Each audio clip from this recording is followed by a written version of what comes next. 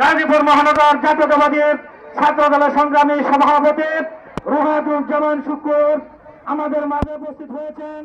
গাজীপুর মহানগর যুব দলের অন্যতম সিনিয়র গাজীপুর মহানগর জাতীয়তাবাদী ছাত্র দলের সাধারণ সম্পাদক মিলন ভাইকে মঞ্চে আসার জন্য অনুরোধ করছে। আমাদের মাঝে উপস্থিত হয়েছেন গাজীপুর মহানগর যুব দলের অন্যতম প্রভাবশালী সহ সভাপতি খন্দকার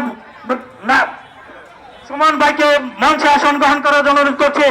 সামনে যারা নেতৃবৃন্দ রয়েছেন সকলকে আমি মঞ্চের সামনে থেকে সরে দেওয়ার জন্য বিরত বোধ করছি।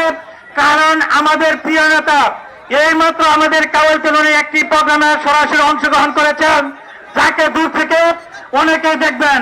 আমি মঞ্চে আসন গ্রহণ করার জন্য বিরত বোধ করছি।